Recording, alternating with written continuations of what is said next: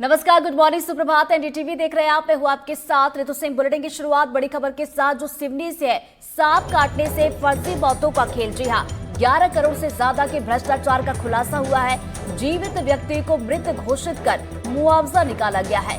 2019 और 2022 के बीच 11 करोड़ से भी ज्यादा ट्रांसफर किए गए और 47 लोगों के खातों में ये राशि ट्रांसफर की गई है। तो एक ही व्यक्ति के नाम पर कई बार ये राशि जारी की गई है।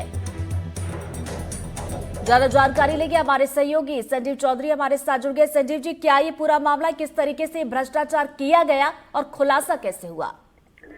बड़ा आश्चर्यजनक भ्रष्टाचार है ये। सांप काटने पर सरकार के द्वारा मुआवजा दिया जाता है।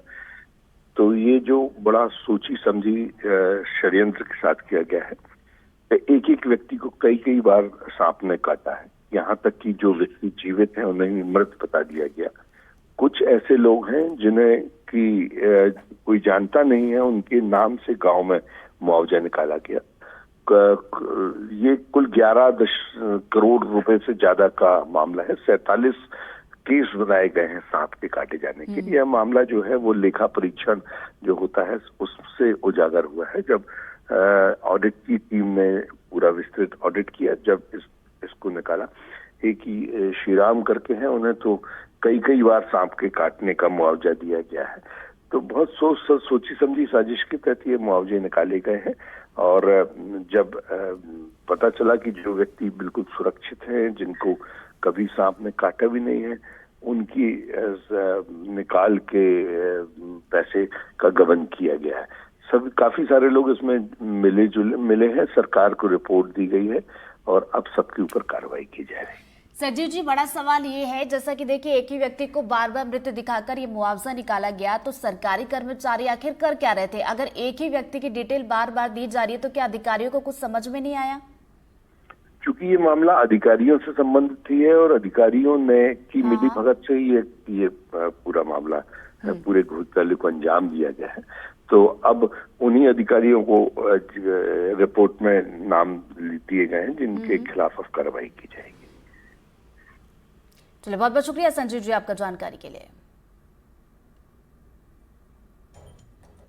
केवलारी में ऐसा भ्रष्टाचार हुआ करके, और अभी आप लोग जो आए हैं तब मेरे को जानकारी ये लगी कि भाई कि आपको मृत घोषित करके और आपके नाम से पैसा निकाल लिए गए हैं, जबकि मेरे साथ ऐसा कुछ है नहीं।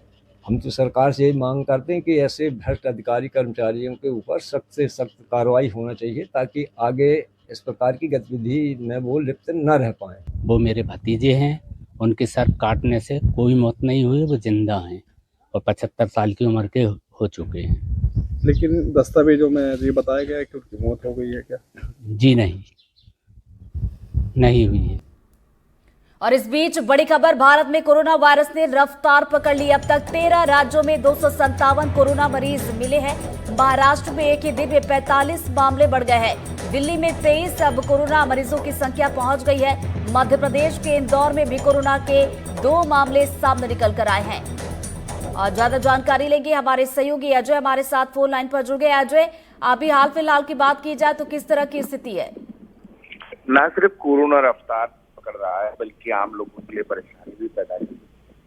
खासतौर पर यदि बात करूं तो मध्य प्रदेश में सबसे ज्यादा इंदौर में मामले निकल के सामने आ रहे हैं। इसके अलावा बात करें तो भोपाल और दूसरे अन्य शहरों में अलर्ट है और प्रशासन ने इंतजाम कर दिए हैं। स्वास्थ्य विभाग की टीमों को अलग अलग निर्देश जारी किए हैं।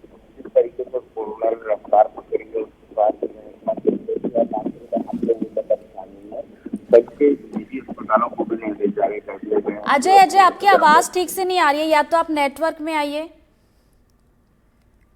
इस पूरे मामले में यदि बात करें तो जिला स्वास्थ्य विभाग ने जो है निर्देश जारी किए हैं और तमाम अधिकारियों को निर्देश दिए गए हैं कि वो अपने अपने अस्पतालों में इंतजाम करें। इसके अलावा ब्लॉक स्तर पर भी इंतजाम करने के निर्देश दिए गए हैं। बात की जाए इंदौर में, तो इंदौर में सबसे ज्यादा मामले निकलकर सामने आए हैं। भोपाल में अभी तक मामले की पुष्टि नहीं हुई है।